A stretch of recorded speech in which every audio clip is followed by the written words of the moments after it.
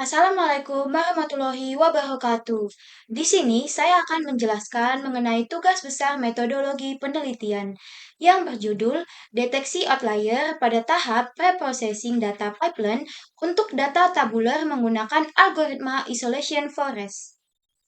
Sebelumnya, saya akan memperkenalkan diri.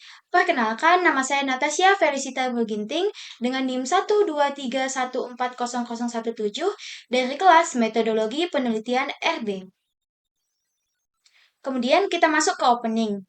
Di era sistem berbasis data, keputusan penting sering diambil dari data yang terlihat sudah siap dipakai. Padahal, kesalahan kecil pada data di tahap awal bisa menghasilkan keputusan yang sepenuhnya keliru. Nah, banyak kegagalan analisis data bukan disebabkan oleh algoritma yang buruk, tetapi oleh kualitas data yang tidak terjaga sejak awalnya, sehingga memunculkan nilai ekstrim yang sering luput dari perhatian, dampaknya baru terasa di tahap terakhir.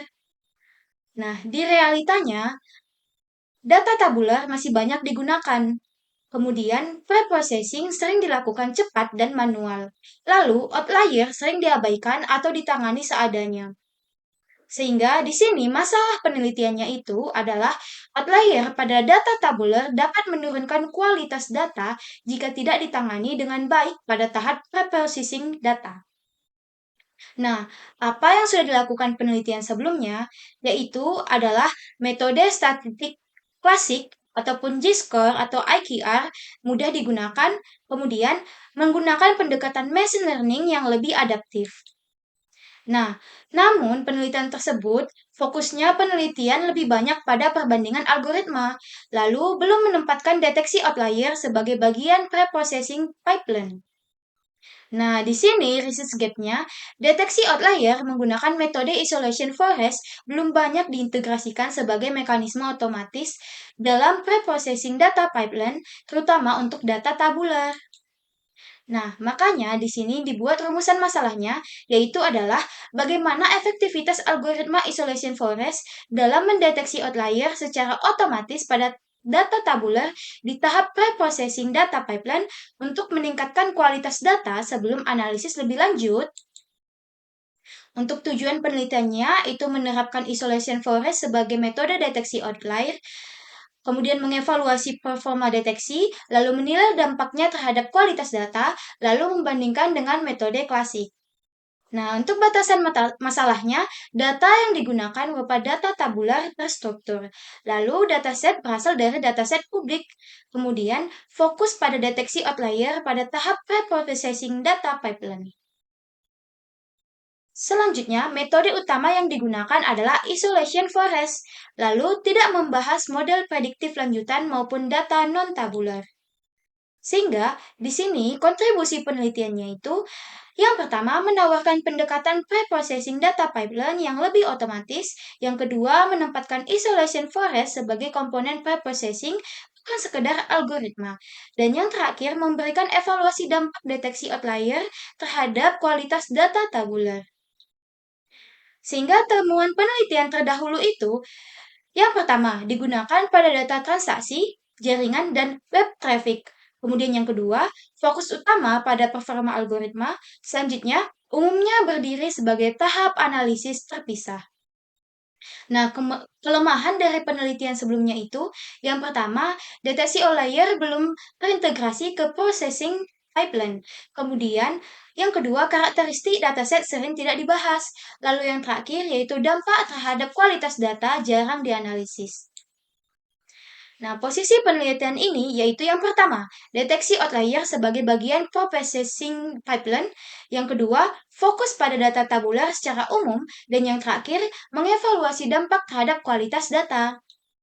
Nah, pada data tabular, eh, data itu tersusun dalam baris dan kolom, lalu banyak digunakan pada sistem berbasis data, kemudian mudah dianalisis menggunakan machine learning. Nah, data pipeline itu adalah alur pengolahan data dari awal hingga sampai analisis. Tahapan pengumpulan processing lalu dianalisis. Kemudian kualitas output bergantung pada tahap awal. Nah, peran pre-processing data ini yaitu adalah membersihkan dan menyiapkan data, menangani data hilang dan inkonsistensi, lalu terakhir mendeteksi dan menangani outlier. Lalu, outlier yaitu adalah data yang menyimpang dari pola mayoritas, dapat disebabkan kesalahan atau fenomena ekstrim, lalu berdampak buruk pada kualitas data. Nah, metode deteksi outlier itu ada metode klasik yaitu adalah G-score ataupun IQR, kemudian keterbatasan pada data kompleks, lalu mendorong pengguna metode mesin learning.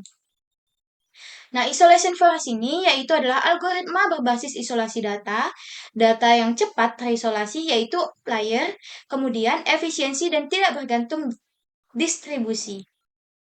Nah, keunggulan isolation forest itu yang pertama cocok untuk data tabular besar, yang kedua scalable dan efisien, yang ketiga konsisten pada data berdimensi tinggi. Nah, di sini dilakukan evaluasi deteksi outlier, yaitu yang pertama precision, yang kedua recall, yang ketiga F1 score, yang keempat akurasi deteksi. Nah, di sini ada kerangka penelitian. Yang pertama identifikasi masalah, yang kedua studi literatur, yang ketiga pengumpulan data, yang keempat processing data, yang kelima deteksi outlier, dan yang terakhir evaluasi hasil.